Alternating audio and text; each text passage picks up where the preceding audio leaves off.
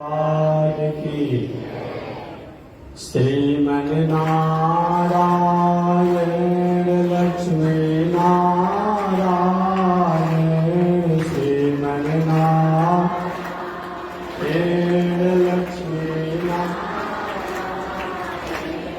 श्रीमन नारायण नारायण नारायण श्रीमन नारायण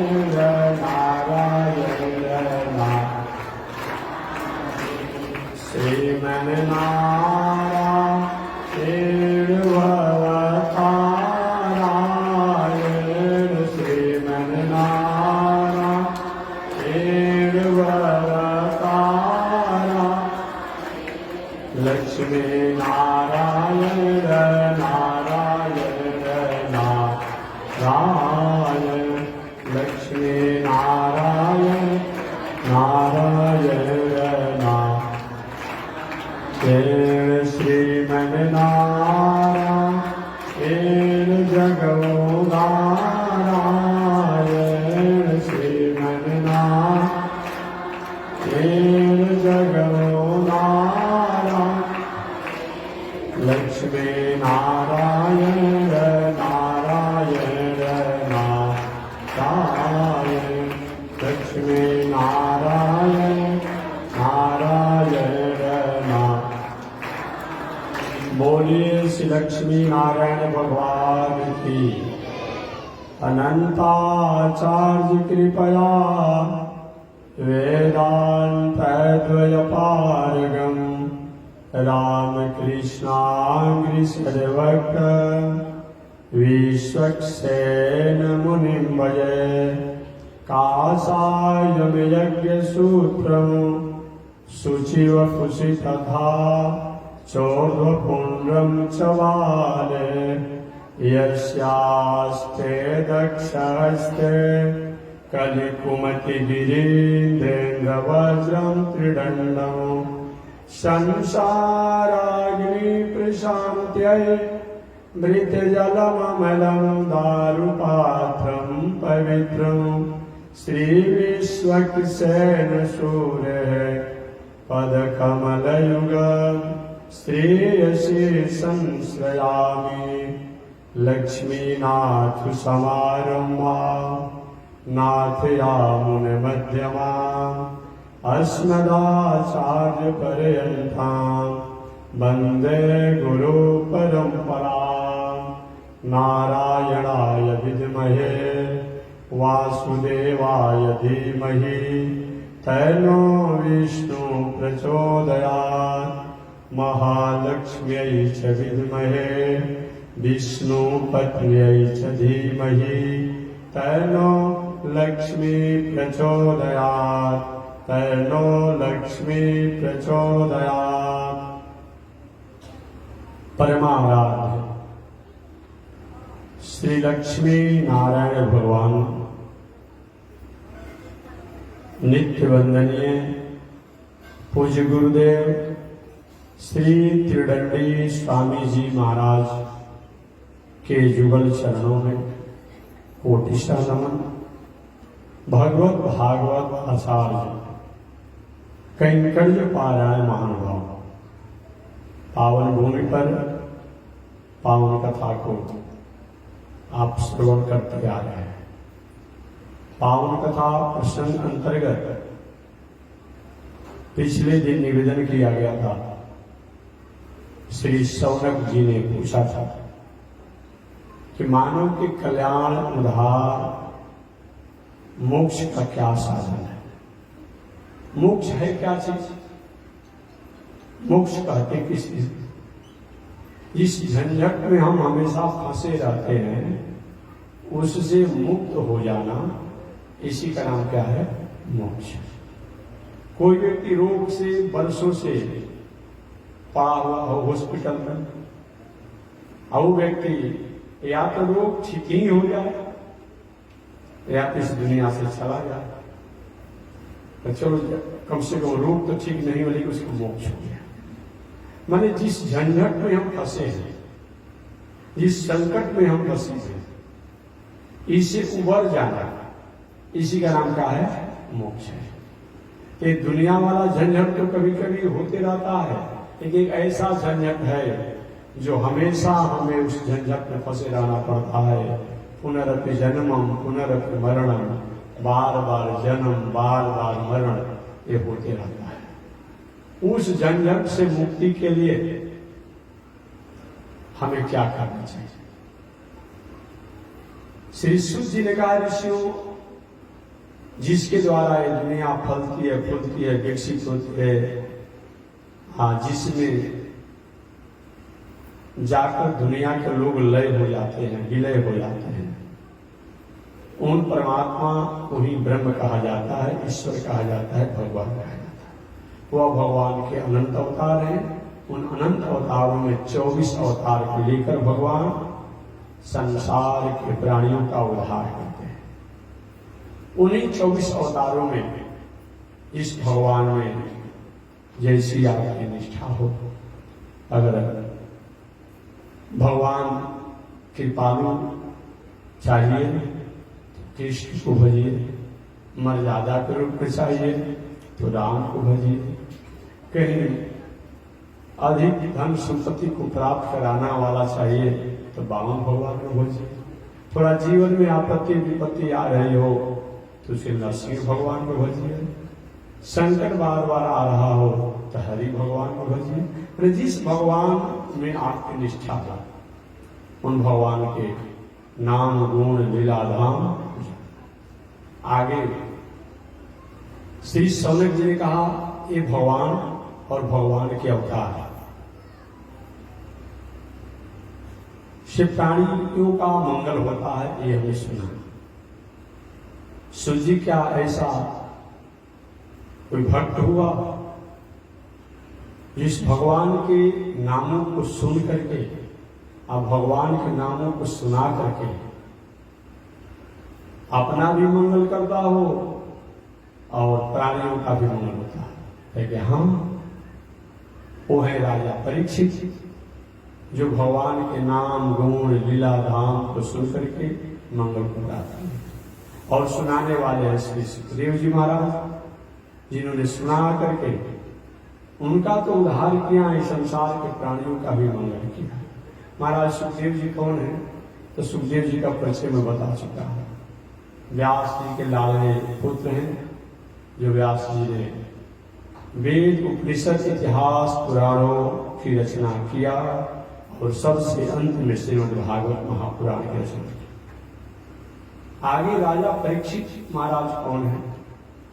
राजा परीक्षित के बारे में तो सुना जाता है कि धर्मात्मा थे और इनको साप लग गया भी कहा जाता है। जब धर्मात्मा थे, उनके द्वारा कौन ऐसा अपराध हुआ, कहीं ऐसा अपराध हुआ जिनको साप का भाजन बनना पड़ा? गलतियां होती है, उन गलतियों को कभी कभी क्षमा भी सरकार भी कर देती है। क्या ऐसा उनकी गलतियां नहीं थी जो क्षमा के युक्त हो? साप उनको मिला। महाराज राजा परीक्षित कौन है? उनकी जन्म कर्म की कथा को आप विस्तार से बताइए, तो मैं भी संक्षिप्त बताऊंगा। आप जानते हो कि पहले एक बार मैं बता चुका हूं, शंतनु जी की प्रथम पत्नी के पुत्र गंगा जी को हम लोग कहते हैं, उस गंगा से भीष्माचार्य हुए। गंगा जी ने शंतनु जी को जब अपनी भावनाओं और अपनी प्रतिज्ञा के अनुसार छोड़ दिया, त्याग दिया, तो शंतनु जी ने देवताओं की पुत्री चेदी राजवसु, जिसका पालन पोषण निषाद राज के यहाँ हुआ था, उन सतवती से विवाह हुआ और शंतनु जी के 2 पुत्र हुए, विचित्रवीर्य और चित्रांगद। विचित्रवीर्य तो जुआवस्था को प्राप्त किए, चित्रांगद जुआवस्था को पूरा कर पाए, उनकी मृत्यु हो गई। विचित्रवीर्य का विवाह काशी नरेश की पुत्री अंबिका और अंबालिका के साथ हुआ। अंबिका से धृतराष्ट्र विचित्रवीर्य अल्पायु में मृत्यु को प्राप्त कर गए। व्यास जी की सफल वैज्ञानिक, तकनीकी और परिष्कृत विद्या के फलस्वरूप विचित्रवीर्य की पत्नी अंबिका से धृतराष्ट्र हुए, अंबालिका से पांडु हुए और एक दासी द्वारा भी विदुर जी हुए। धृतराष्ट्र जी बड़े भाई तो थे, परंतु जन्म लेते समय ही जन्मान थे, मृत्यु से नंगे थे। राजनीति, धर्म नीति, कूटनीति, समाज नीति, लोक नीति के कारण उनको बड़े होने पर भी, जन्मान होने के कारण राज सिंहासन पर राज की मर्यादा के कारण राजा नहीं बनाया गया। धृतराष्ट्र के दूसरे भाई पांडु जी को हस्तिनापुर का राजा बनाया गया। समय पाकर धृतराष्ट्र के 100 पुत्र हुए। उन 100 पुत्रों में दुर्योधन बड़ा था। धृतराष्ट्र का एक विवाह और हुआ था, उससे भी एक पुत्र थे। पांडु महाराज का प्रथम विवाह हुआ, उससे कोई संतान नहीं हुआ। दूसरा विवाह हुआ माद्री के साथ, उससे भी बहुत दिनों तक कोई संतान नहीं हुए। समय पाकर के संतों के आशीर्वचन के फलस्वरूप पांडु जी की कुंती और माद्री पत्नी से 5 संतान हुए। कुंती से 3 संतान, धर्मराज युधिष्ठिर, भीम और अर्जुन। माद्री के 2 संतान नकुल और सहदेव। समय पाकर के पांडु जी एक तो पीलिया के रोगी थे, जॉन्डिस के रोगी थे। दूसरा कुछ उनके साथ एक प्रतिज्ञा था, शर्त था कि आप अपनी पत्नियों के साथ वंश विस्तार की कामना से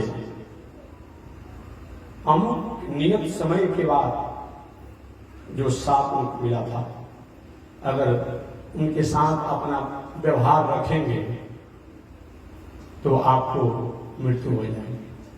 उसी के अनुसार पांडु जी को मृत्यु हो गया। पांडु के मृत्यु होने पर पांडु की पत्नी माद्री उनके साथ सती हो गई, बाकी बची कुंती। तो कुंती के 3 पुत्र और माद्री के 2 पुत्र, 5 की माता कुंती ही कहलाई। समय से पांडु जी महाराज जंगल में मृत्यु को प्राप्त कर गए। कुंती 5 पुत्रों को लेकर के हस्तिनापुर में आए। बहुत दिनों तक सामाजिक परिवेश में पांडु पुत्र पांडवों को मारने का कौरवों द्वारा षड्यंत्र किया गया। भगवान की इच्छा से पांडव लोग उस कौरवों के षड्यंत्र से बच गए। हुआ कि राज को आधे भाग, आधा भागों में बांट दिया जाए। मूलतः पांडु जी हस्तिनापुर के राजा थे, लेकिन समझौता हुआ कि बड़े भाई धृतराष्ट्र हैं, धृतराष्ट्र जन्मान थे, इनके पुत्र तो अंधे नहीं हैं, अतः इनका हक बनता है, अधिकार बनता है। आधे पक्ष ने कहा कि पांडु जी जब राजा थे तो इनके पुत्रों का भी हक बनता है राजा बनने के लिए पांडु जी के बाद। अंत में निर्णय यही हुआ कि राज को 2 भागों में बांट दिया जाए। मूल भाग के अधिकारी धृतराष्ट्र के पुत्र दुर्योधन हुए और आधे राज, जो उस राज का एक भाग था, एक अंश था, उसके अधिकारी पांडव हुए। दोनों अपने अपने राज्यों को विकसित करते रहे। समय पाकर पांडव लोग एक बार भ्रम में फंस कर गए और जुआ की क्रीड़ा में अपने सर्वस्व राज को गंवा दिए। पत्नी को भी, द्रौपदी को बंधन में रख दिए, दाव पर रख दिए। 14 वर्ष का वनवास कि भी संकट को स्वीकार करना पड़ा। 14 वर्ष बीतने के बाद राज जब मांगना चाहे, कौरव के होनहार राजकुमार के रूप में दुर्योधन ने कहा, बिना युद्ध के सूर्य के अग्रभाग में देने का मुझे इच्छा है, मैं नहीं दे पाऊंगा। अंत में युद्ध अवश्यम भावी हुआ और युद्ध में 1 अरब 66 करोड़ 20 लाख 10,000 नरसंहार हुए। मात्र और 10,000 लोग लापता हुए। मात्र 10 लोग ही उस महाभारत संग्राम में बचे थे। 5 पांडव, भगवान श्री कृष्ण 6, कृपाचार्य 7, अश्वत्थामा 8, सात्विकी 9, कृतवर्मा 10। यही 10 लोग मात्र युद्ध मैदान में जो गए थे बचे थे। बाकी 1 अरब 66 करोड़ 20 लाख 10,000 नरसंहार हुआ और 10,000 लोग लापता हुआ है। 10,000 लोग आए थे संग्राम का पता ही नहीं चला। श्री सुत जी शौनक जी से कहते हैं कि हे शौनक ऋषि, महाभारत के युद्ध में कौरव और पांडव दोनों पक्षों के बहुत से वीर गति को प्राप्त किए। वीर ले जाए माता की तरफ घुमा दीजिए बाल को, थोड़ा सा बाहर से घुमा के आगे बैठ जाइएगा। हाँ, थोड़ा सा घुमा के आगे बैठ जाइएगा। कौरव और पांडव दोनों पक्षों को बहुत से वीर गति को प्राप्त हुए। देखिए एक बात और मैं कहूंगा, शास्त्र में ऐसा कहीं उल्लेख है कि जो संग्राम क्षेत्र में अपने राष्ट्र की रक्षा करते हुए, देश की रक्षा करते हुए, संस्कृति की रक्षा करते हुए अगर कहीं पीछे पीठ नहीं दिखाते हुए कहीं मृत्यु को प्राप्त करता है, वह सूर्य को भेदन करके और स्वर्ग की ओर जाता है। दूसरी तरफ ये हमारी माताएं, ये नारियां जो है, जो बड़े बड़े जोगी, साधक, तपस्वी, मनीषी, अमलात्मा, विमलात्मा, विशुद्धात्मा लोग बहुत साधना करके जिस पद को प्राप्त करते हैं, अगर एक मर्यादा से रहती हैं, नियम से रहती है, अपने जो इनकी मर्यादाएं हैं, घर की, परिवार की, जो पति की, ससुर की, सास की, और अगर विवाह नहीं हुआ है तो अपने पिता की, भाई की इत्यादि, तो ये भी उसी गति को प्राप्त करती है जिस गति को बड़े बड़े लोग युद्ध भूमि में पीठ नहीं दिखाते हुए और मृत्यु को प्राप्त करते हैं। दोनों लोगों को बताया गया कि स्वर्ग हो जाते हैं। और तो लोगों के लिए साधन है, लेकिन 2 लोगों के लिए विशेष बताया गया है। एक माताओं की जो मर्यादा से रह करके जीवन को समाप्त कर दिया, वो माताएं, और दूसरा वीर गति को प्राप्त करने वाले वीर, जो कि पीठ नहीं दिखाते हुए, अपने स्वामी को धोखा नहीं देते हुए, अपने राष्ट्र, अपने देश की संस्कृति, आबरू की रक्षा करते हुए जो प्राण को गंवा देता है, बलिदान दे देता है, वीर गति को प्राप्त करता है, वह भी उत्तम गति को प्राप्त करता है। और हमारी माताएं भी प्राप्त करती हैं। कौरव और पांडवों दोनों पक्षों से बहुत से वीर मारे गए। भीमसेन जी की गदा से, भीमसेन जी की गदा के प्रहार से दुर्योधन का जंघा टूट चुका था। कुछ ही समय का मेहमान दुर्योधन था। कुरुक्षेत्र के मैदान में कमर से नीचे जंघा टूटा हुआ था, बहुत कष्ट में दुर्योधन था। एक सुंदर सरोवर के किनारे गिरा पड़ा था, प्राण निकल नहीं रहे थे। दुर्योधन को ऐसा वरदान था कि जब तक एक समय में हर्ष और शोक दोनों समाचार नहीं सुनेगा, तब तक इसकी मृत्यु नहीं होगी। जंघा टूटा हुआ है, कमर टूटा हुआ है लेकिन मर नहीं रहा है। कभी कभी कुत्ता, बिल्ली, सियार, कौवे, गीद दुर्योधन के मांसों को खाने के लिए आते हैं, बड़े जोरों से डांटता है, शर्म नहीं आती है तुम लोग को? ऐसे वैसे में थोड़े हूं मैं, हस्तिनापुर का सम्राट कौरव वंशी है, मैं दुर्योधन हूं। जब मैं चलता था तो लाखों लोग मेरे आगे पीछे चलते थे, तुम लोग को शर्म नहीं आती है? मेरे पास आते मैं मांसों खाने के लिए, कुछ देरों के लिए मानो कुत्ता, बिल्ली, सियार, गीद, चील, कौवा रुक जाते, पुनः झपटते मांसों खाने के लिए, पुनः डांटता। कभी कभी तो कुरुक्षेत्र के मैदान में सियार हो, गीद हो, कौवा हो, चील हो, कुत्ता हो, ब्रह्मा जी को उलाहना देते हैं, हे ब्रह्मा जी आपने मेरे साथ बहुत बड़ा अन्याय किया,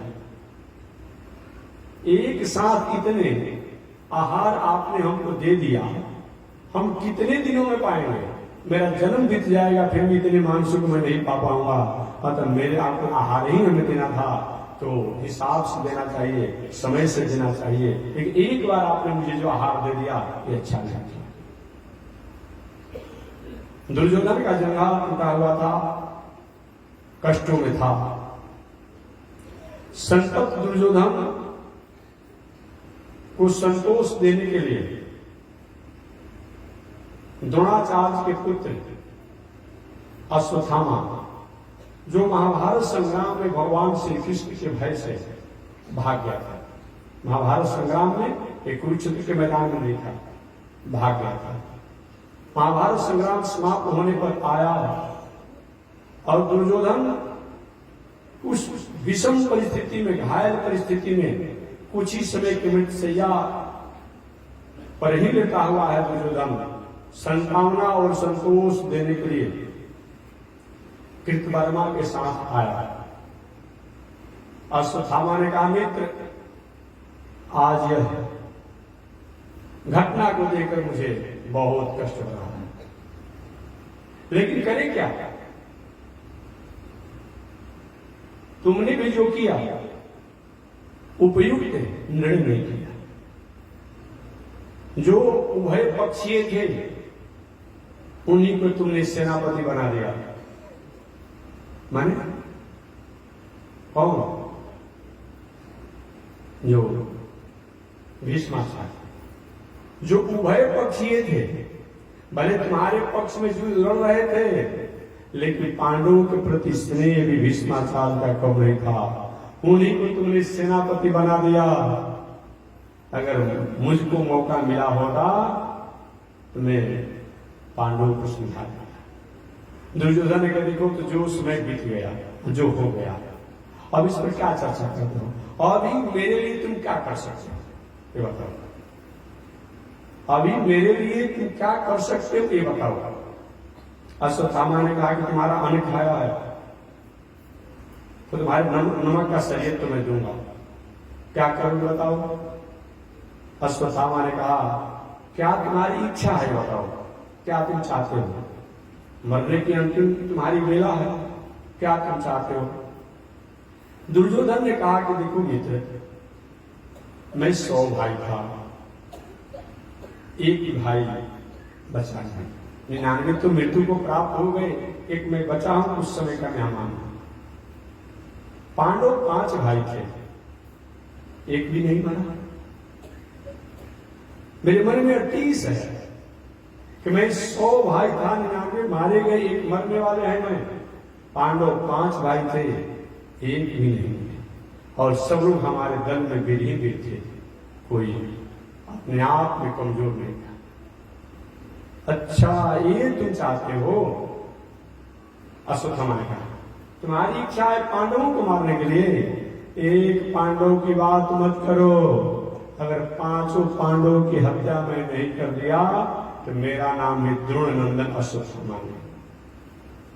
जहां दुर्योधन सरोवर में गिरा पड़ा था, जंगा पीता था, कमर टूटा हुआ था, वहीं पर एक माला होगा, उस माला को लेकर के और अश्वत्थामा के गले में लगा दिया कि लो तुम्हें मैं सेनापति बना रहा हूं।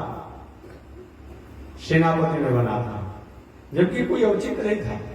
आज भी जब समझौता हो जाता है किसी प्रकार के, आज के राजनीति में भी तो कूटनीति में भी, तो वह फिर आगे वो विचारणीय विषय हो जाता है। लेकिन कैसा ये जघन्य अश्वत्थामा द्वारा दुस्साहस प्रयास किया जा रहा है। दुर्योधन ने अश्वत्थामा को सेनापति बना दिया, क्योंकि युद्ध विराम हो चुका था, घोषणा हो चुका था कि अब युद्ध विराम हो गया। अश्वत्थामा कृतवर्मा की सहायता लेकर के साथ में पांडवों के शिविर में आया। अगहन का महीना था। आप जानते हो कि अगहन के महीना में कुछ ठंडा भी रहता है। अगहन का महीना था। अश्वत्थामा और कृतवर्मा पांडवों के शिविर में आए। देखिए कि शिविर में थोड़ा कोलाहल हो रहा है। उस दिन पांडव लोग विजय महोत्सव मना रहे थे, विजय उल्लास मना रहे थे। हमेशा मैं निवेदन करता हूं, कोई भी आप अपने घर में पूजा पाठ, यज्ञ, दान, तीर्थ, व्रत, विवाह, शादी, कोई भी उत्सव महोत्सव आयोजन हो, उसमें सतर्क रहिए, संयम रहिए, सचेत रहिए। न जाने कौन ऐसा नासमझदार व्यक्ति, कलुषित विचार वाला व्यक्ति आपके आयोजन को भंग करने के लिए कोई षड्यंत्र कर दे। ये विचार करके जो भी आयोजन करने वाले मालिक हों, स्त्री के रूप में, पुरुष के रूप में, उनको सजग होना चाहिए, संयम होना चाहिए और सचेत होना चाहिए। अगर तो हो जाता है, क्योंकि आप लोग सुनते हैं, अब मेरा विषय नहीं, लेकिन तो व्यवहारिक बात कहना पड़ता है। अब बारात बहुत धूमधाम से आया था, सभी लोग बारात की तैयारी व्यवस्था में थे। आज यही कन्या का लोग सती हुआ, विदाई हुआ। इधर देखा गया का जितने आई थी स्त्रियां बाहर से हित माता के रूप में, वह सबका आभूषण गायब हो गया। एक कहीं न कहीं तो आपकी संयम, सजग और सचेतना कभी रहा।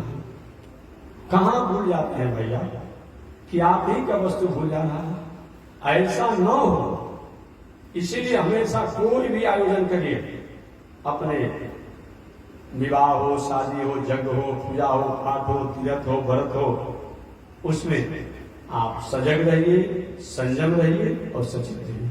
और अब तो मैं हमेशा माताओं का पुरुष वर्ग को भी मैं कहता हूँ, माताएं और पुरुष वर्ग दोनों को मैं कहता हूँ कि देखिए, कलयुग में सोना में तो कलयुग का वास हो ही गया है, वो तो अलग है, वो कलयुग जो कलयुग है। लेकिन वर्तमान समय के उपद्रवकारी रूपी जो कलयुग है, वो लोग को ऐसा स्थिति आप मत दीजिए। आप सोना, चांदी और भी रुपया, पैसा इत्यादि जो है, उसको अपने बुद्धि विवेक से विचार करके उसको सुरक्षित रखें। हम तो कहते हैं कि आप आयोजन में जाइए, भीड़ भड़का में जाइए, यज्ञ में जाइए, और मेरे यज्ञ में कम से कम मेरा आपसे सुझाव होगा कि हमारे यज्ञ में कहीं भी आप आना हो, जाना हो, तो आप अपना सोना, चांदी, रुपया, पैसा जो है उसको कहीं न कहीं आप सुरक्षित रख करके आइए। और केवल मेरे यज्ञ में नहीं, कहीं भी मंदिर में जाइए, विवाह में जाइए, तीर्थ व्रत में जाइए, तो उसको सुरक्षित रख दीजिए। ठीक है, आप संयम भी हैं, सजग भी हैं, सचेत भी हैं। अचानक असंतुलन व्यक्ति आया रास्ते में और आपको छीन करके भाग गया, क्या करेंगे? क्या करेंगे? ऐसा हो रहा है। इसलिए सजग होना चाहिए, संयम होना चाहिए, सचेत होना चाहिए। पांडव लोग विजय महोत्सव तो मना रहे हैं, लेकिन थोड़ी सी सजगता कम हो गई, सचेतता कम हो गई, संयम कम हो गया। भगवान श्री कृष्ण के पांडव, आज विजय महोत्सव का दिन है, आज नहीं सोया जाता तो अच्छा होता है, आज का रात्रि जागरण कर लिया जाता तो अच्छा होता है, क्योंकि आज विजय महोत्सव मनाया जा रहा है। पांडव ठीक है, वो नहीं सोएंगे। द्रौपदी से भी कहा गया, द्रौपदी ने कहा, द्वारिकाधीश देखिए मेरे पुत्र बहुत दिनों से जगे हुए हैं, तो मैं अपने पुत्रों को तो नहीं जगा पाऊंगा, इनको सोने के लिए मैं विदा कर रहे हैं। द्रौपदी के 5 पुत्र जो 5 पांडवों से पैदा हुए थे, जन्म लिए थे, पांचों पांडवों की सैया पर, अपने अपने पिता की सैया पर जाकर के सो गए। पांचों पांडवों के पांचों पुत्र पांचों पांडव जैसा ही लगते थे। एक साथ अगर पांडव और पांडव पुत्रों को खड़ा कर दिया जाए तो कोई पहचान नहीं पाता कि कौन बेटा है और कौन बाप है। पहचान कब होती? जब अभिवादन किया जाए। बेटा पिता को प्रणाम जब करता तब जाता है पिता है या पुत्र है। ऐसे लोग नहीं पहचान पाते। पांचों पांडवों के पुत्र पांचों पांडवों की सैया पर जाकर के लेट गए, सो गए। भगवान मानो मन ही मन कहते हैं कि हे दुनिया में रहने वाले लोग, हे द्रौपदी के समान अपनी ही भावना में ओतप्रोत रहने वाले लोग, मैं जब जगाऊं संसार के लोगों को, दुनिया के लोगों को, और दुनिया जब जगना नहीं चाहती है, सो ही रहती है, उसका परिणाम अच्छा नहीं होता है। वो हमेशा हमेशा के लिए सोने को ही उसको मौका मिल जाता है। पांचों पांडव भगवान श्री कृष्ण के साथ शिविर से हटकर घूमने के लिए निकल गए कि चलो रात की शिविर से गुजारा करना है।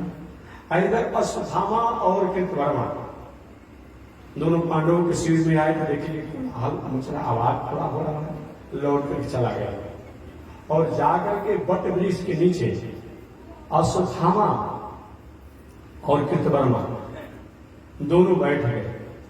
कुछ देर के लिए तो कृतवर्मा सो गया बट वृक्ष के नीचे, अश्वत्थामा नहीं सोया। और अश्वत्थामा ने घटना देखा कि जिस वृक्ष के नीचे बैठा था उसी वृक्ष के ऊपर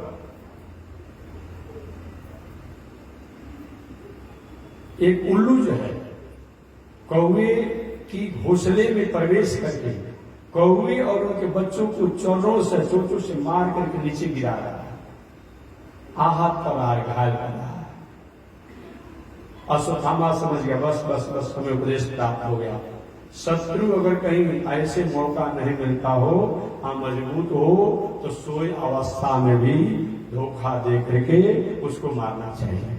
जबकि शास्त्र में ऐसा नहीं है। याद रखिएगा, बालक को, स्त्री को, सोए हुए को, पागल व्यक्ति को, वैद्य को, डॉक्टर को, ज्ञानी को, राजा को, वृद्ध को, असहाय व्यक्ति को उस पर प्रहार नहीं होना चाहिए। ये नीति है, ये धर्म नीति है। अश्वत्थामा ने क्या किया? बस मैं समझ गया ऐसे पांडवों से संग्राम करना बस की बात नहीं है। तो क्यों ना, जब ये लोग सोए रहेंगे तभी मैं आक्रमण करूंगा। और दूसरी बार अश्वत्थामा के कृतवर्मा को जगा करके ले गया पांडवों के शिविर में। पांडव लोग उसमें शिविर में नहीं थे, द्वारिकाधीश भी नहीं थे। पांडवों के पुत्र लोग वही पांडवों की सैया पर सोए हुए थे। और गया अश्वत्थामा कृतवर्मा के साथ, पांचों पांडव समझ करके पांचों पांडवों के पुत्रों की सिर काट दिया और काट करके पांचों के सिर लेकर के दुर्योधन के पास आया। मित्र, तुमने एक पांडव की बात कहा था, एक पांडव भी अगर मर जाते तो मेरी मृत्यु मंगल हो जाती। मैंने पांचों पांडवों को मार दिया। दुर्योधन ने कहा, रे क्या कहते हो? ऐसे तुम बात करते हो जैसे किसी गाजर मूली को कबारा जाए। इतने सहज है पांडव लोग। इस पांडवों को मारने के लिए क्या नहीं किया गया कुरुक्षेत्र के मैदान में। अपने पांडवों का कुछ नहीं बिगड़ पाया। उन पांडवों को ऐसा मालूम पड़ता है कहीं किसी गाजर और मूली को तुम कबार के ला रहे हो। ठीक है, अरे ऐसे थोड़ी मैं कह रहा हूं, प्रमाण के रूप में देखो, पांचों के सिर में लाया हूं। अश्वत्थामा ने कहा, दुर्योधन ने कहा, देखो और सबको तो मैं भूल सकता हूं, युधिष्ठिर को मैं भूल जाऊंगा, अर्जुन को मैं भूल जाऊंगा, नकुल को मैं भूल जाऊंगा, सहदेव को मैं भूल सकता हूं, लेकिन इस भीम ने मारकर मेरे कमर को तोड़ दिया है, मेरे जंघे को तोड़ दिया है। जबकि महाभारत संग्राम में यह नियम नहीं था कि कमर से नीचे किसी को प्रहार किया जाए। उस भीम को मैं छोड़ नहीं सकता हूं। लाइए भीम, भले वो मारा गया, भले 5 पांडव मारे गए, भीम भी मारा गया, लेकिन भीम के सिर को मैं अपने हाथों से मसल करके और तब मरूंगा, अपनी मृत्यु का मंगल करूंगा, तब मैं मरूंगा, तब मेरा मृत्यु मंगल करूंगा। कभी होता है, आपने सुना होगा, किसी से शत्रुता रहती है तो लाश पर भी लोग डंडा मारता है, गाली देता है, अस्त्र शस्त्र का प्रहार करता है, क्योंकि होता है। अब हुआ क्या? दुर्योधन ने भीम समझ करके भीम के पुत्रों के सिर को अपने हाथों में लिया कर आज मैं बदला ले लिया, और दांतों को कटकटाता हुआ महुमा को तिरछा करते हुए बड़े जोरों से अपना हाथ और क्रोध में आकर के और सिर को लेकर के दोनों हाथों से मसाला, जैसे पका हुआ टमाटर जो है दोनों हाथों से मसलने पर जैसी स्थिति होती है वही वो सिर का हो गया। भीम के सिर समझ करके भीम के पुत्रों को सिर उसने किया। यह जब हुआ तो दुर्योधन को भी आश्चर्य हुआ, अरे क्या ये भीम नहीं है क्या? ये भीम का सिर तो इतना सहज से मसाला नहीं जा सकता है, ऐसे नहीं हो सकता है। ध्यान से जब देखा, अरे ये तो भीम का सिर नहीं है, तो पांडवों का सिर नहीं है, ये तो पांडव पुत्रों का सिर है। अरे अश्वत्थामा, ये क्या तुमने किया? ये क्या किया? कुछ भी हो, ये पांडव पुत्र मेरे वंशज हैं, यही बचे थे जलांजलि करने वाले, तर्पण करने वाले, श्राद्ध करने के लिए यही बचे थे। मेरे के कुल खानदान में कोई बचा नहीं, और इसको भी तुमने मार दिया। मेरा वैर पांडवों से था, पांडव पुत्रों से नहीं था। मेरे कुल में जलांजलि देने वाला, दिया जलाने वाला भी तुमने नहीं छोड़ा। ये क्या किया? ये तो मैंने तुमसे कहा नहीं था, मैंने तो पांडवों को मारने के बाद कहा था। वही दुर्योधन को एक समय में हर्ष और एक समय में सुख, ये दोनों जब घटना सुना तो उसकी मृत्यु हो गई। हर्ष क्या हुआ? हर्ष जब अश्वत्थामा आया तो कहा कि मैं 5 पांडवों की हत्या कर दिया, ये हर्ष था। शोक क्या हुआ? ये 5 पांडव नहीं बल्कि 5 पांडव के पुत्र हैं, और मेरे कुल खानदान में कोई तर्पण श्राद्ध करने वाला नहीं बचा, कोई जलांजलि देने वाला नहीं बचा, कोई दिया जलाने वाला नहीं बचा। ये शोक हो गया। उसी समय दुर्योधन की मृत्यु हो गई, और दुर्योधन की मृत्यु होने पर अश्वत्थामा ने विचार किया कि जब पांडव नहीं मरे हैं, ये पांडव पुत्र मरे हैं, तब तो हमको नहीं छोड़ेंगे। अब कृतवर्मा और अश्वत्थामा ये दोनों वहां से भागने लगे, और भागते हुए ये भागते चले जा रहे हैं। प्रातः काल हुआ। प्रातः काल होने पर पांडव लोग जो ही अपने शिविर में आए तो शिविर में आकर देखते हैं कि हम 5 पांडवों की सैया, हम 5 पांडवों के पुत्रों के धड़ पड़े हुए हैं, खून से लथपथ सैया है, सिर का पता नहीं है। द्रौपदी बार बार रो रही है।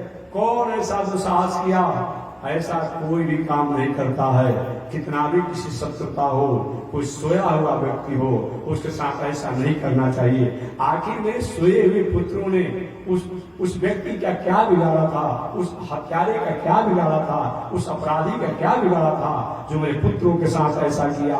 अनेक प्रकार से भावनाओं को याद करते हुए द्रौपदी रो रही है। पांडव लोग घूमते हुए प्रातः काल आए। यह घटना को देख करके भीम ने कहा, देवी तुम्हारे पुत्र का हत्यारा कहीं भी होगा, उसको ढूंढ निकालूंगा, पकड़ लाऊंगा और तुम्हारे सामने उसको मैं दंड दूंगा। अर्जुन कहते भीम अगर छोड़ भी देंगे, लेकिन मैं उनको छोड़ नहीं सकता हूं। भगवान श्री कृष्ण, भीम, अर्जुन रथ पर बैठ करके निकल पड़े। पैर के चिन्हों को देखते हुए निकल पड़े। जाते जाते देखे कि वो तो अश्वत्थामा और कृतवर्मा भाग रहे हैं कि वो यही हो सकता है, दूसरा कोई नहीं हो सकता है। जब देखा अश्वत्थामा कि मैं पांडवों के द्वारा पकड़ा जाऊंगा, तो उसने ब्रह्मास्त्र का प्रयोग कर दिया। अब ब्रह्मास्त्र के तेज से पांडव लोग, भीम अर्जुन मानो दग्ध हो जाएंगे। अर्जुन कहते हैं, भीम कहते हैं, द्वारिकाधीश अश्वत्थामा द्वारा ब्रह्मास्त्र छोड़ा गया है, मैं दग्ध हो रहा हूं। भगवान ने कहा, हमसे क्या कह रहे हो, तुम भी ब्रह्मास्त्र छोड़ो।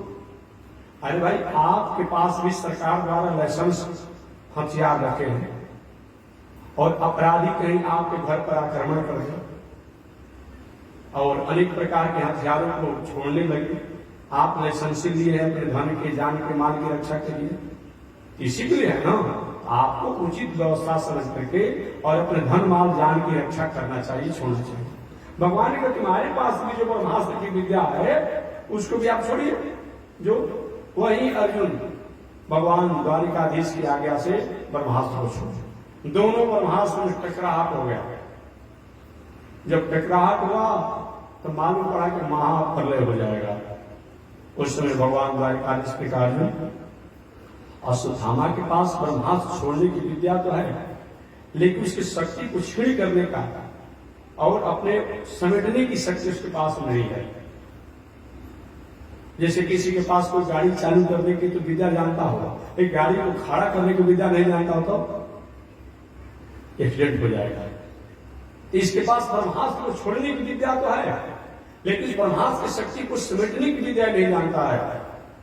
आप अपने शक्ति द्वारा उसे ब्रह्मास्त्र को तेज को कम कीजिए, वही किया गया और अंत में निस्तेज हो गया। उसे पकड़ कर दौड़ करके और जाकर पकड़ लिए, पकड़ करके उसके बालों को पकड़ा लोगों ने और पकड़ करके हाथ को बांध करके रथ के पीछे कैसे किसी वस्तु पर आप फेंक देते हैं, रख देते हैं, रख दिए। कोई कहता है, भीम कहते हैं कि इसको अभी मार डाला जाए। अर्जुन कहते हैं, हमने वचन दिया है द्रौपदी को तुम्हारे सामने तुम्हारे पुत्र के अपराधी को मारूंगा और उसकी खून से तुम्हें मैं स्नान कराऊंगा। ये मेरी प्रतिज्ञा कैसे पूरी होगी? ठीक है। भगवान द्वारिकाधीश से पूछा गया, द्वारिकाधीश जी क्या किया जाए? कोई आप लोग देख लीजिए, समझ लीजिए। भगवान ने बहुत कुछ नहीं किया, लेकिन एक बात कहना चाहूंगा, कोई भी वैसा अपराधी हो, पुनः एक बार चाहे स्त्रियों के साथ उनकी धन संपत्ति, पद, प्रतिष्ठा, मान, मर्यादा, संस्कृति को जो अपहरित कर रहा हो, विनष्ट कर रहा हो, अस्त-व्यस्त कर रहा हो, राष्ट्र को, संस्कृति को, देश को ऐसा अस्त-व्यस्त कर रहा हो, ऐसा व्यक्ति को बहुत मौका देना अच्छा बात नहीं। तत्काल उसको अनुशासन होना ही चाहिए, राजा द्वारा, सरकार द्वारा। द्रौपदी के सामने आए और द्रौपदी के सामने जब आए, अश्वत्थामा को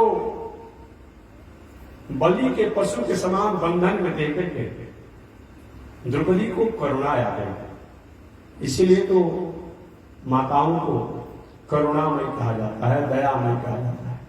अब समझिए, 5 पुत्रों की हत्या जिस द्रौपदी के हुआ है, अश्वत्थामा को हाथ में बांधा हुआ है, रथ के पीछे पटका हुआ है, फेंका हुआ है। इस घटना को देख करके द्रौपदी को मां की वात्सल्य की करुणा आ गई और द्रौपदी कुछ दूर ही पर पांडव लोग थे, कहते कि मुच्यताम मुच्यताम, हे पांडव छोड़ दीजिए, छोड़ दीजिए। ब्राह्मणों नितराम गुरु, ये गुरु पुत्र हैं जिन द्रोणाचार्य द्वारा आपने विद्या को प्राप्त किया है, वही द्रोणाचार्य के पुत्र हैं। मुच्यता, छोड़ दीजिए, माफ कर दीजिए। ऐसा भला हो सकता है?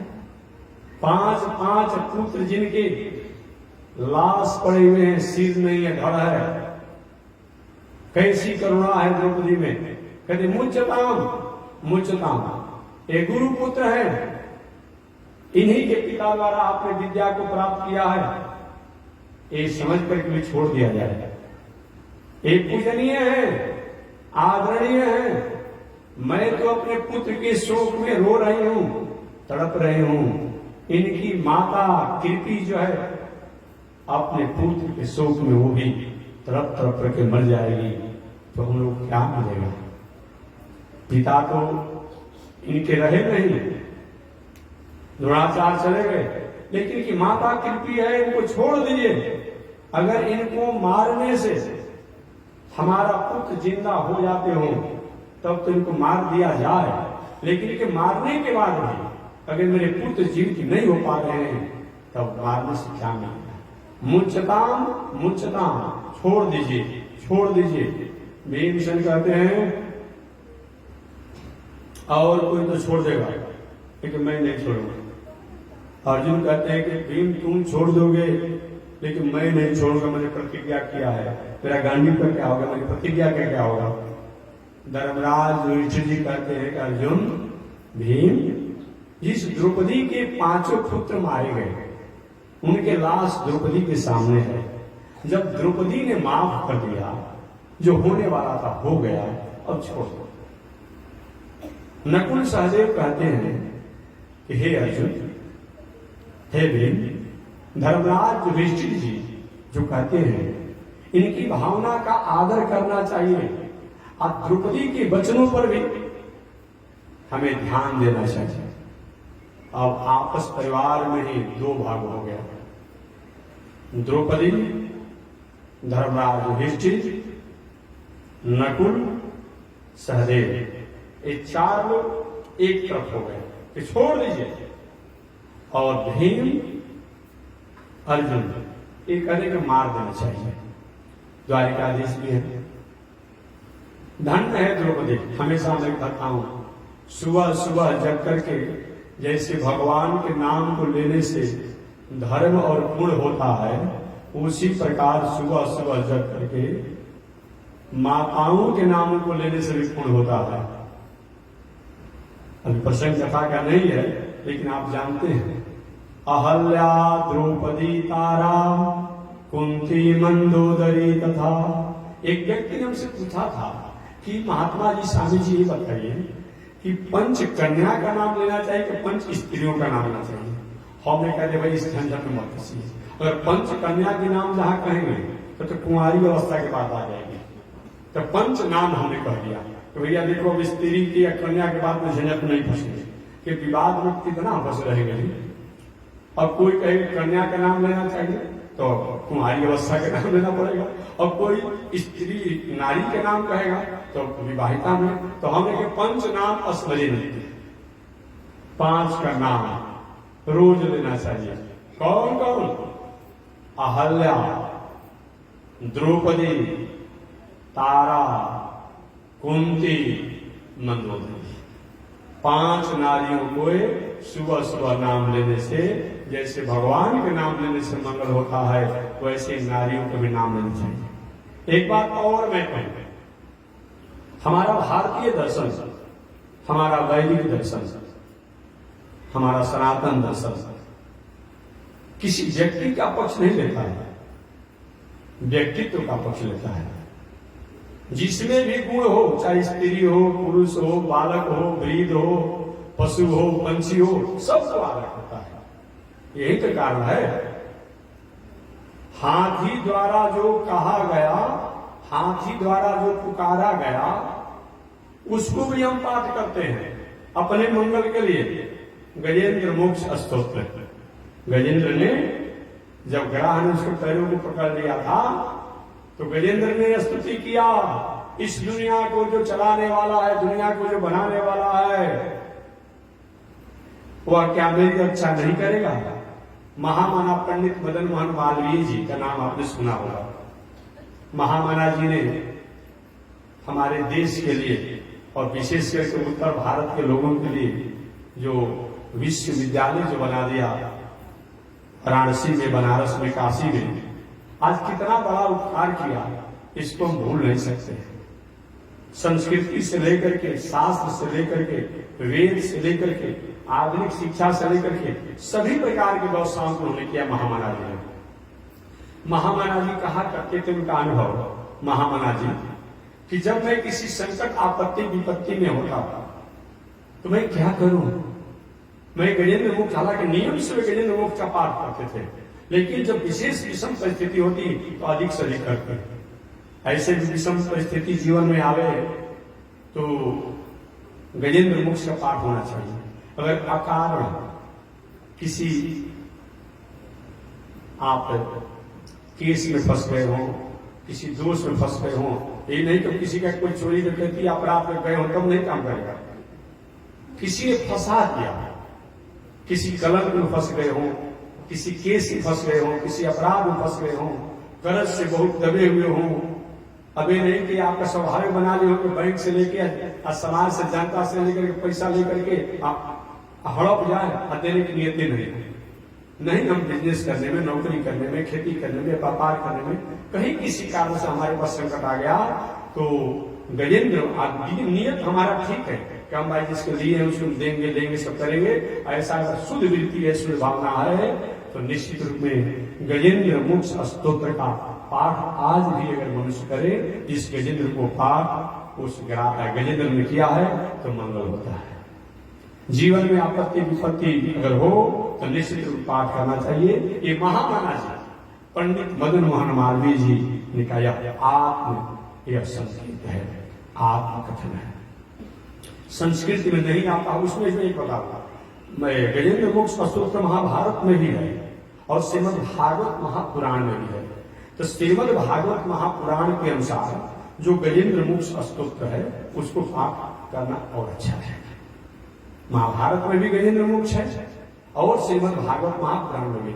गीता प्रेस पे जहां किताब होता है वहां पतला किताब हनुमान चालीसा जैसा मिलता है। तो आज भी माताएं हो तब, पुरुष वर्ग हो तब, किसी प्रकार के जीवन में आपत्ति विपत्ति संकट समस्या ऐसा प्रतीत नहीं होगा, कैसे उसका उबार होगा, उधार होगा, इसका पाठ करना चाहिए। और तो नहीं हो रहा हो तो कम से कम 3 बार करना चाहिए, प्रातः काल, मध्याह्न काल और सायंकाल, 3 बार करना चाहिए। संस्कृत में नहीं आ रहा हो मंत्र तो हिंदी में करिए। अरे छोटा लड़का माता के आंचल में रहता है, वाटर नहीं कहता है, नीर नहीं कहता है, जल नहीं कहता है।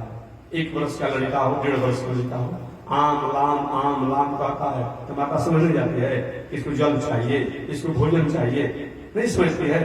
तो हम अगर संस्कृत नहीं भी पढ़ने आता है, अगर हिंदी में पढ़ेंगे तो क्या भगवान समझने वाले नहीं है, वो तो सभी भाषा को जानने वाले हैं। इसीलिए हिंदी में, क्योंकि संस्कृत में हो सकता है अशुद्ध हो जाएगा तो उसका फल भी गलत हो जाएगा। क्या हो जाएगा? फल गलत हो जाएगा। इसलिए हिंदी में कीजिए, क्योंकि अगर कहीं शब्द अशुद्ध हो जाता है तो उसका भी परिणाम अलग होता है। जैसे पूजा पाठ हो रहा है, आप पूजा पाठ में कहीं कुंती शब्द है और कुंती की जगह पर बिंदु हट गया तो कुती हो जाएगा। तो जो भी पूजा पाठ करेंगे हम, अब फल किसको मिलेगा? कुत्ती को, माने कुत्ता कुत्ती को मिलेगा, और काटेगा, व्यक्ति को भी खिलाएगा, परेशान होंगे लोग। इसीलिए बहुत बड़ा महत्व होता है। एक बार एक संत जी एक किसी व्यक्ति को भक्त बताए कि महाराज जी मेरी पत्नी बहुत परेशान है, कष्ट है, थोड़ा उपाय बता दीजिए। तो देवी भागवत या दुर्गा सरस्वती को उन्होंने एक श्लोक बता दिया, माँ भार्या रक्षति, माँ भार्या रक्षति, एक श्लोक है, विद्वान ब्राह्मण लोग विशेष जानते होंगे पूरा श्लोक को। और बता तो दिए, वो भक्तराज जी भक्त थे, समझ नहीं पाए, और पूरी समझे क्या कहते, माँ भार्या भक्षति, माँ भार्या भक्षति, और कहे कि मेरी भार्या। और कुछ दिनों के बाद उनकी पत्नी की मृत्यु हो गई। महाराज जी को महाराज जी आपने कहा था कि रक्षा होगा, हमारी पत्नी तो मर गई। कैसे आप पाठ करते थे? कैसे भी करता था कि माँ भार्या भक्षति, माँ भार्या भक्षति, बताइए। अगर नहीं होता तो शास्त्र अशुद्ध हो जाता ना, झूठा हो जाता ना। आप स्वयं भगवती से कहे हे भगवती मेरी पत्नी को भक्षण कर जाओ, मुआ दो मार दो, तो क्या होना चाहिए? इसीलिए शब्द का बहुत बड़ा महत्व होता है। क्या रखेगा?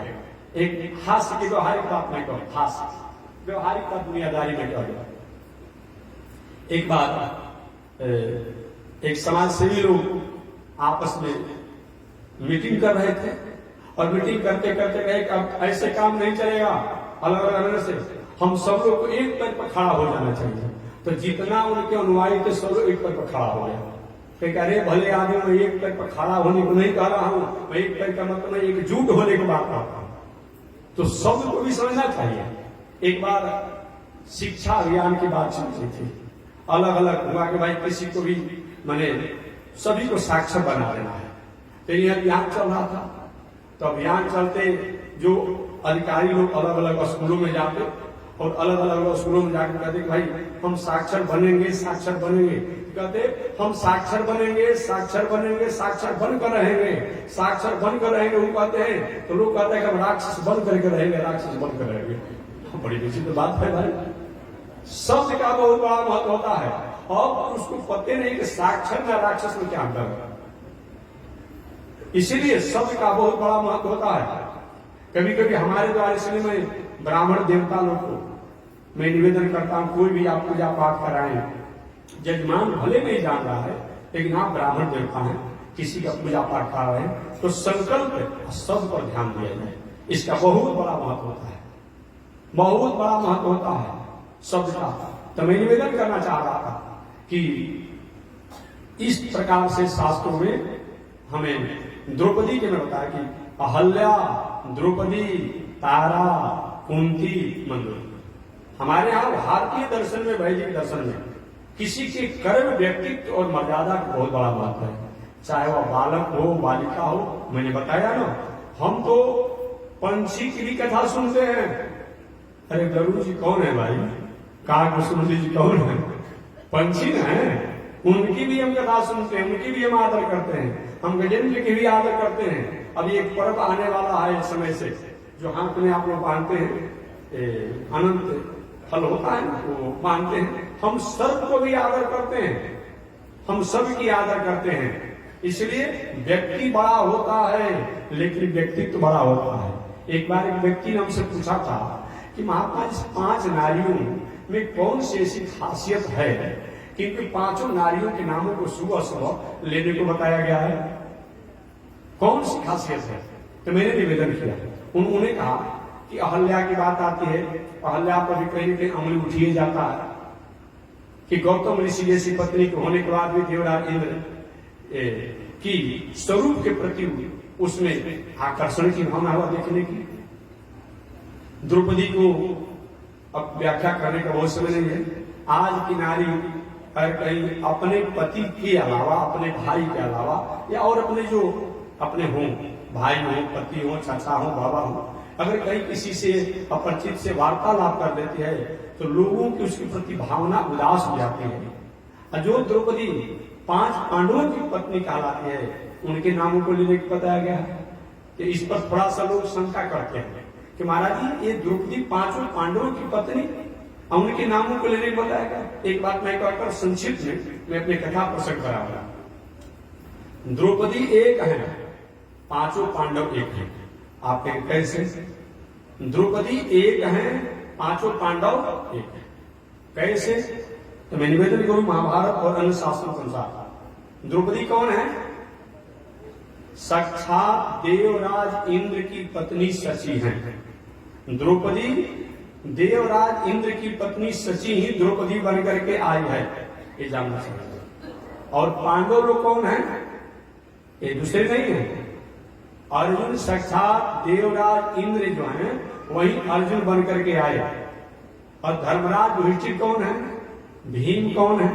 नकुल कौन है? सहदेव कौन है? इनको मैं संक्षिप्त बता दूं। प्रथम बार देवराज इंद्र जब गौतम ऋषि की पत्नी अहल्या की मर्यादा को भंग करने का दुस्साहस किए, यह घटना को गौतम ऋषि जब जाने तो देवराज इंद्र को उन्होंने साप दिया, जाओ तुम्हारे में 1000 छेद हो जाएगा और तुम अपने स्वरूप से निस्तेज हो जाओगे। धर्म को जान करके, धर्म की गति पर बैठ करके, और धर्म का तुमने अपमान किया है तो तुम्हारा धर्म तत्व समाप्त हो जाएगा, धर्म तत्व समाप्त हो जाएगा।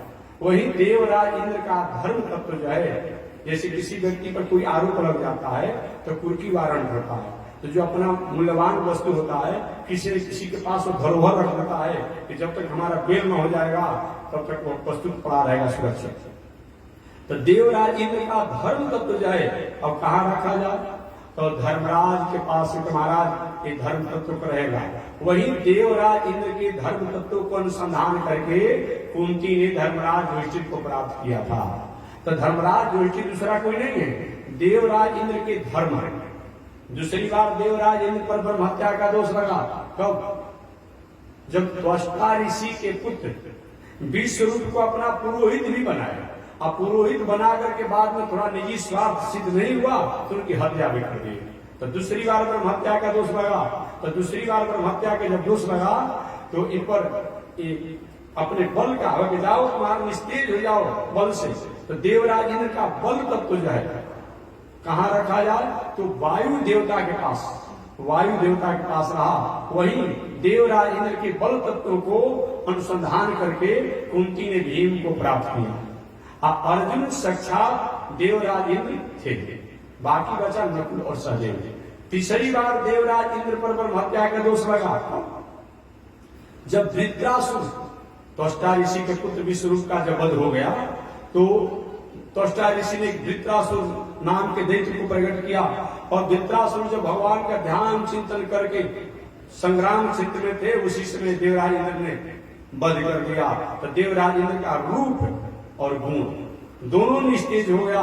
तो देवराज का रूप जो है वो अश्विनी कुमार के पास और गुण जो है अश्विनी कुमार के पास। ऐसे अश्विनी कुमार को अनुसंधान करके माद्री ने दो पुत्रों को प्राप्त किया, नकुल और सहदेव। तो देवराज इंद्र का धर्म तत्व जो युधिष्ठिर है, देवराज का बल तत्व जो है भीम है, देवराज साक्षात स्वरूप में अर्जुन है, और देवराज के रूप तत्व में रूप के स्वरूप में एक नकुल है, और देवराज के विद्या के स्वरूप में एक सहदेव है। इस प्रकार से जैसे दूध और दूधे से 5 प्रकार का 10 प्रकार का व्यंजन बन जाता है, लेकिन जानने वाला व्यक्ति जानता है कि दूधे से पेड़ा बना है, दूधे से राबड़ी बना है, दूधे से छेना बना है, और दूधे से दही बना है, और बहुत कुछ होता है। तो ठीक उसी प्रकार से जो विज्ञ लोग हैं जानते हैं कि 5 पांडव भले अलग अलग नाम है, लेकिन 5 पांडव जो है देवराज इंद्र के अंश से ही प्रकट हुए हैं, और द्रौपदी साक्षात सची है। अतः इस शास्त्रों को जान करके हम कोई आपत्ति नहीं कर सकते।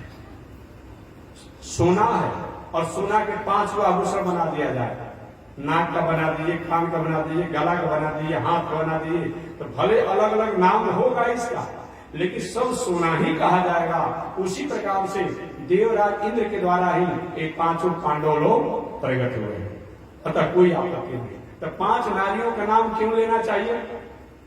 एक नंबर में अहल्या जी का नाम आता है।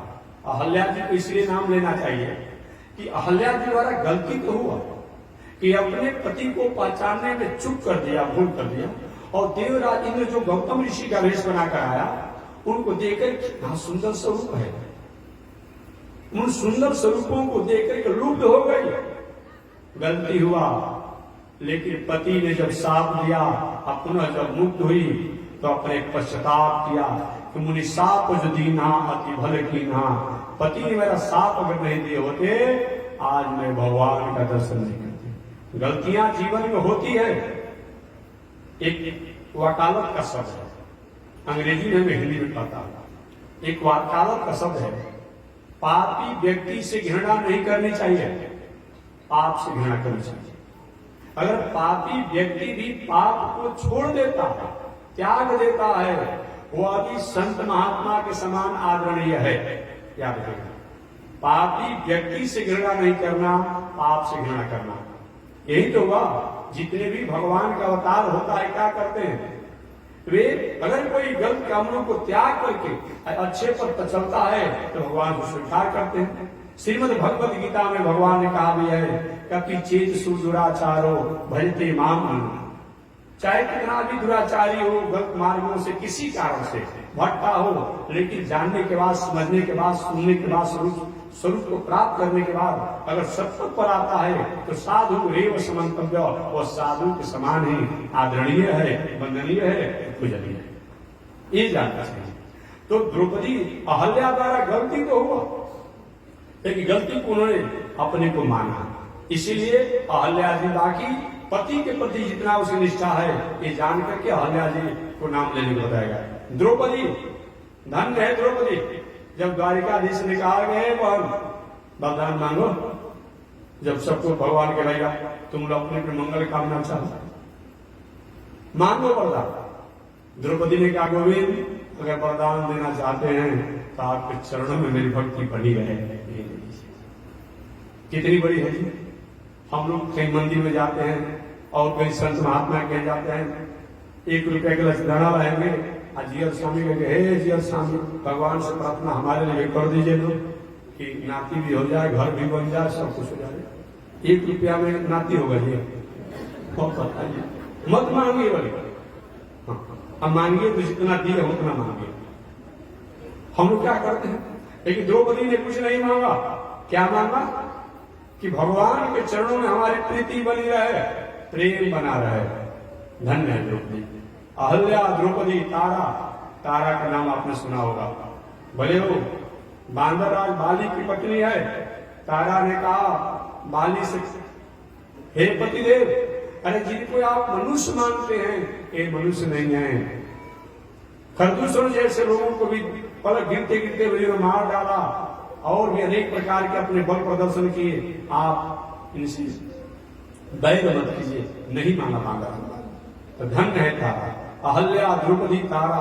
कुंती, कुंती धन्य है जो कि भगवान से गोविंद अगर देना चाहते तो मेरे जीवन में विपत्ति दे दीजिए।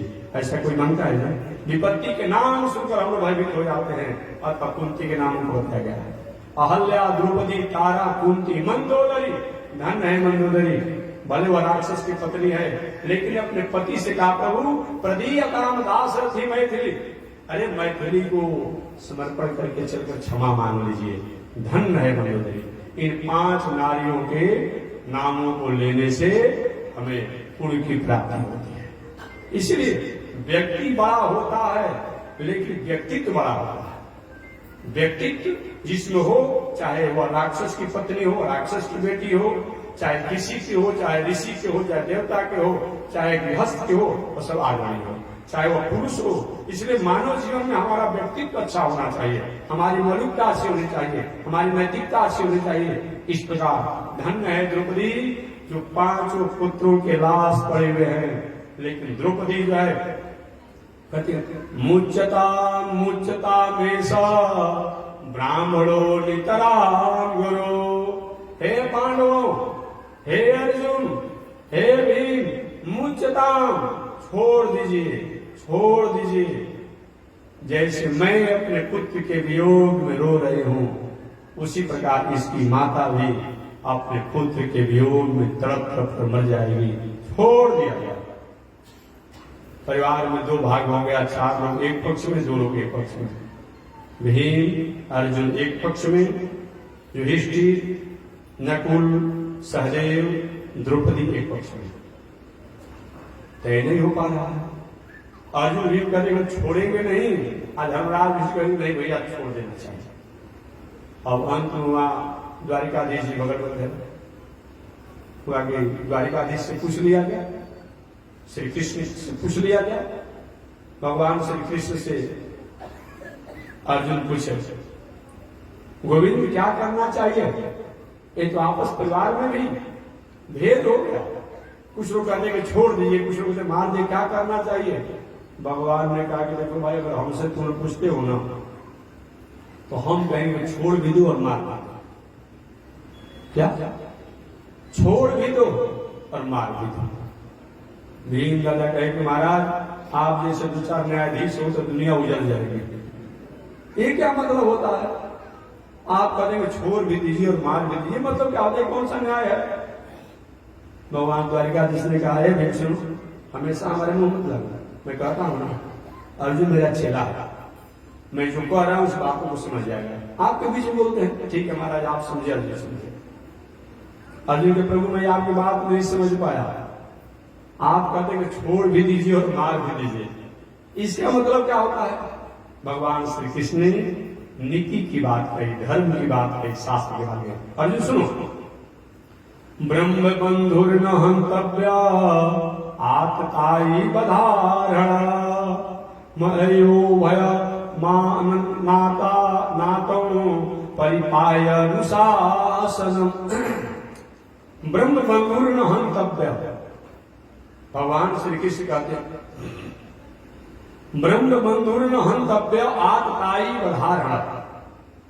भगवान श्री कृष्ण कहते हैं कि हे पांडव, ब्राह्मण, बंधु, कुल, गोत्र, खानदान, परिवार, नारी, बालक, ब्रीद, राजा, संत, विद्वान, वैद, रोगी,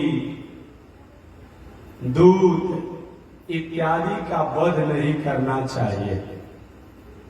एक प्राण वध के योग नहीं। ब्रह्म बंधुर्न हंतव्या आतताई बधारणा। लेकिन अगर कोई आतताई हो, आतंकवादी हो, उग्रवादी हो, देशद्रोही हो, राष्ट्रद्रोही हो, नारियों की, स्त्रियों की मर्यादा को कलंकित करने का हमेशा प्रचेष्टा करता हो, उसकी नारियों की संपत्ति को, घर को इत्यादि को खरीद छीनने का काम करता हो, अबला असहाय लोगों की धन संपत्ति को छीन लेने का कार्य करता हो, वो चाहे कोई भी हो, चाहे वह गुरु के समान पूजनीय हो, चाहे कोई क्यों न हो, उसको छोड़ना नहीं चाहिए। वो वध के योग है। कहते हैं ये ब्राह्मण हैं, गुरु के पुत्र हैं, अतः इनका वध नहीं होना चाहिए। इन्होंने सोए हुए छोटे छोटे बालकों की हत्या किए हैं, अतः छोड़ने योग्य नहीं है। अब भैया तुम लोग समझ लो, भगवान श्री कृष्ण का। अब आप लोग समझ लीजिए क्या करेंगे। हमने धर्म की बात कर दिया। अब उसी समय अर्जुन समझ गए कि भगवान चाहते हैं इस अश्वत्थामा का बदली हो जाए शास्त्र से और व्यवहारिक प्राण बदल। जो कोई व्यक्ति बहुत बड़ा अपराधी हो, अपराध प्राण वध का अधिकार हो, वैसे व्यक्ति को केवल प्राण वध करना ही प्राण वध नहीं होता है। याद देखिएगा, कोई बहुत बड़ा सम्मानित व्यक्ति हो, कोई उसके द्वारा गलती काम हो गया, केवल मार देना मृत्युदंड नहीं है। उसको राज से निष्कासित कर दीजिए, देश से निष्कासित कर दीजिए और उसकी संपत्ति को सीज कर लीजिए, छीन लीजिए, उसके पद से हटा दीजिए, समाज से बहिष्कृत कर दीजिए, हजामत बना करके और दाढ़ी मुछ मुड़वा करके। हालांकि आज के जमाने में नहीं करना होगा, बड़ी विवाद चल रहा है, लेकिन जो बात है शास्त्री ने कर दिया कि कोई कलंकित काम कर दिया है तो उसको हजामत बना करके, दाढ़ी मुछ बना करके और काली पोत करके, चूना टीका दे करके और गधा पर बैठा करके घुमा दीजिए समाज में, इतने में मर जाएगा, इतने में मर जाएगा। ये भी मृत्युदंड है। और तुम, तोड़, मोड़ इत्यादि कर देना भी, तुम ताम भी, ये भी प्राण वध है। लेकिन संभावित व्यक्ति, प्रतिष्ठित व्यक्ति के लिए संभावित साकृत्य मरणागति, संभावित व्यक्ति के लिए है, ये सबके लिए नहीं है। जो बहुत बड़ा प्रतिष्ठा की ऊंचाई पर हो और उसके द्वारा कोई गलती हो गया तो उसको तो प्राणवध ही प्राणवध नहीं है, ये सब बताया गया है। अर्जुन समझ गए और अश्वत्थामा के हजामत बना करके, बाल छीन करके, उसके तेज मणि को निकाल करके और पकड़ करके कहे कि दुष्ट व्यक्ति का, ब्राह्मण का लड़का होकर के अपराधी बनते हो भाई से, और धक्का दे करके अश्वत्थामा ने कहा हमको अपमान किया है, पांडवों को दिया जलाने वाला नहीं छोड़ूंगा, पिंड दान करने वाला मैं नहीं छोड़ूंगा, तिलांजलि करने वाला भी कोई पांडवों के घर में नहीं रहेगा। पुनः हंसता है बड़े जोरों से अश्वत्थामा, अरे बचा ही हम कौन है, 5 पुत्र थे पांडवों के, ये लोग मारे ही गए और बाकी शेष लोग जो युद्ध में मारे गए। अरे पांडव जो है वृद्ध हो चुके हैं, कुछ दिन के मेहमान हैं, ये तो अपने मर जाएंगे।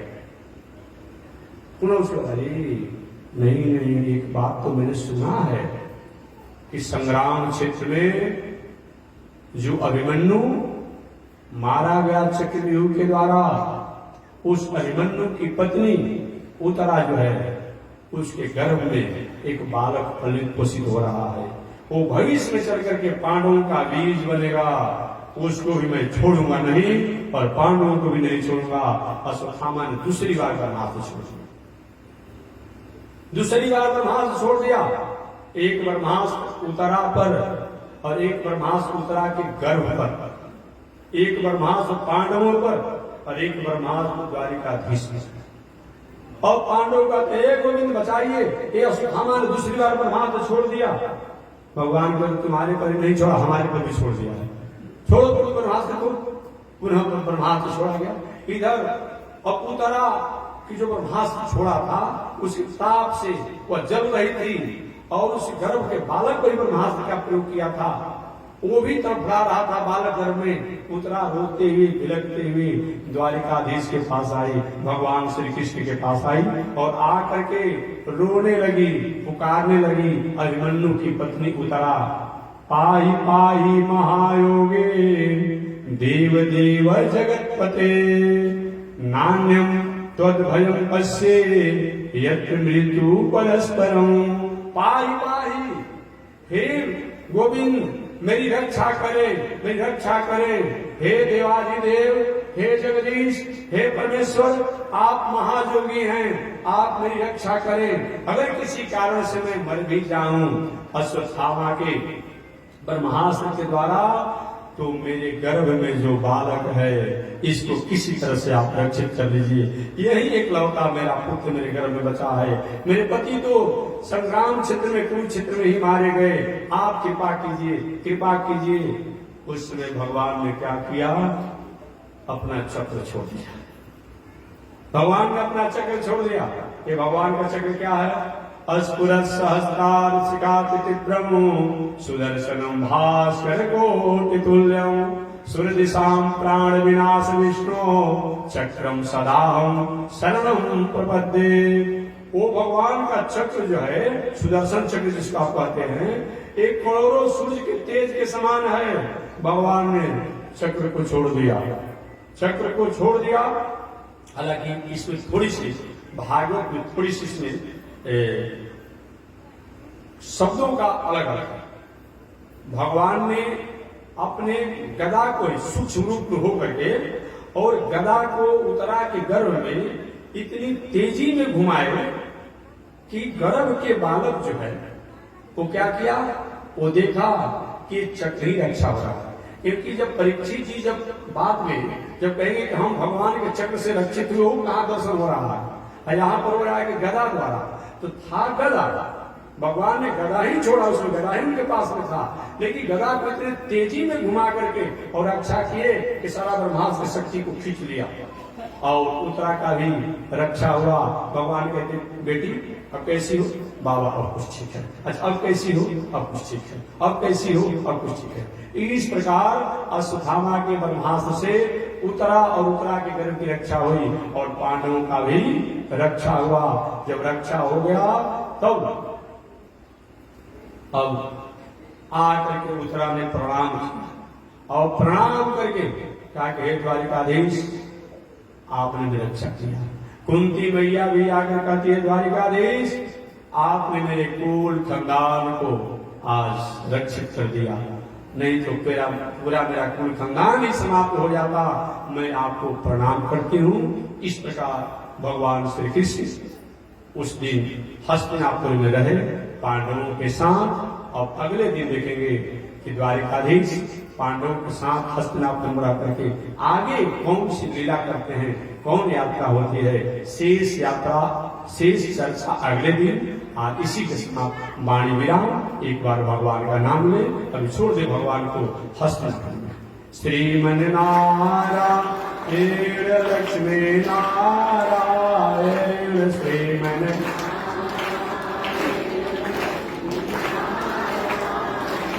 श्रीमन नारायण नारायण नारायण श्रीमन नारायण बोलिए श्री लक्ष्मी नारायण भगवान की। विश्व जगदाचार्य श्री त्रिदंडी स्वामी महाराज की। हरि ओम। शांति शांति शांति।